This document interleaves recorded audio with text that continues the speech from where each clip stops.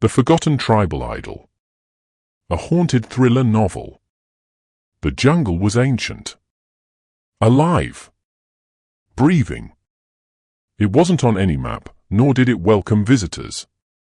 Nestled deep in the Bastar region of central India, the forest canopy cloaked centuries of secrets, and beneath its thick green veil lay Kaalgarh, an abandoned tribal settlement lost to time, shrouded in myth and fear. Dr. Arjun Sen, a decorated archaeologist known for his bold expeditions into India's forgotten corners, had followed whispers to this place. Whispers from tribal scrolls, from temple murals, from elderly villagers who refused to speak of Kaalgarh once the sun went down. He had no patience for superstition. He believed in evidence, in artifacts, in proof. What he sought was rumored to be the key to an undocumented tribal civilization, a black stone idol said to hold the power of a god once feared and forgotten. The locals warned him, pleaded even, not to go. They told him of the Shankhadip, the silent god, whose name was never spoken in the open, whose temple was left to rot, and whose idol was buried, not revered. But Arjun dismissed them. Superstition, nothing more. Only a tribal boy named Jaitan agreed to guide him, for a handful of rupees and a promise of a better life. On the fourth day, Arjun found the stairway.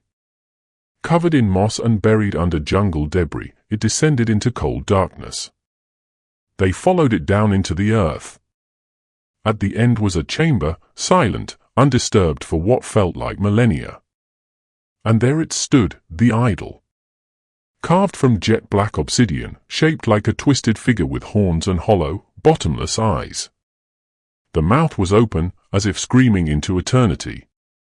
Around it were bones, small ones, like those of children. The air around the idol pulsed. The silence was loud. Jaitan begged him not to touch it. "This place doesn't want us," he whispered, trembling. "It breathes, it listens." But Arjun's hands were already brushing the dust off its surface. He had found the chant from an old manuscript. He believed it to be a dedication. As he spoke the words, Dran Maruk Kaalgarh, the walls seemed to vibrate. A tremor passed through the chamber. A rush of cold air howled past them and then silence again. Eerier than before. That night, Jaitan ran. Alone in his camp, Arjun couldn't sleep. His flashlight flickered. The jungle, so full of noise during the day, had become oppressively silent. Then came the whispers. First faint, like leaves in wind. Then words, foreign yet familiar, curling around him like smoke. He began seeing figures, tribal men dancing around fires, their faces hidden behind animal skulls. A woman sobbing. A baby burning. The idol, now with blood pouring from its eyes. Arjun dismissed it as stress. Until he woke to find claw marks on his tent. Not animal. Too symmetrical. Too deliberate. He returned to Delhi, idol in tow, shaken but triumphant. The museum received the idol and placed it in a secure vault. The curator who catalogued it was found dead the next morning, eyes gouged out, expression frozen in horror. The footage showed nothing. Only the curator staring at the idol for hours before falling. The museum changed after that. Lights flickered near the exhibit. Visitors complained of unease, of nausea, of voices echoing in their ears. Some refused to return.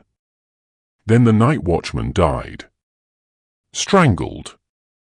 Beads shoved down his throat. The tribal beads from the display. Arjun began changing. He spoke in tongues. Vanished for days. Wrote symbols on walls he couldn't explain. His eyes were different, sunken, alert, watching things no one else could see.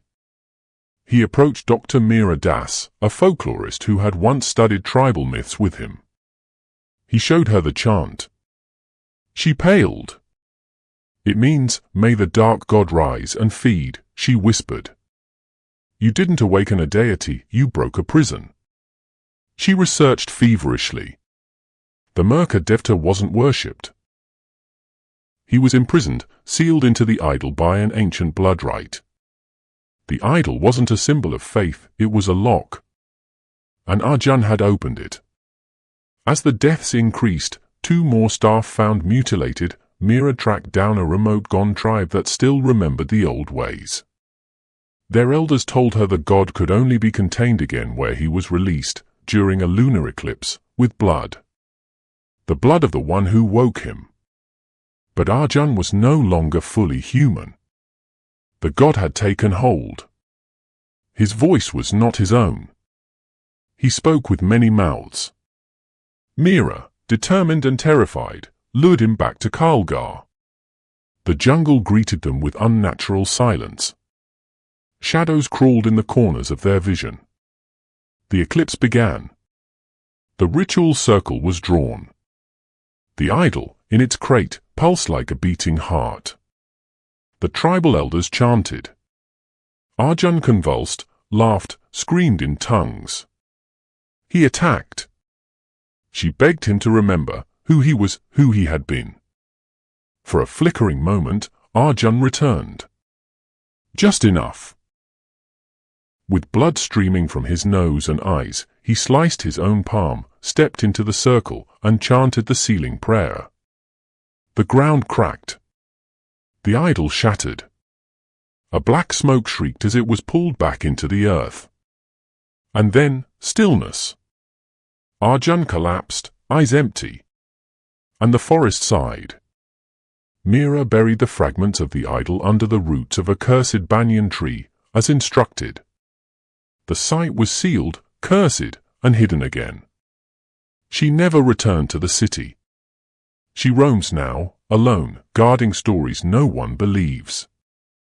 The museum quietly erased all records of the idol. But sometimes, on stormy nights, the backup servers flicker on and display the last image captured before the idol vanished, a shadowy figure behind the glass, grinning with hollow eyes.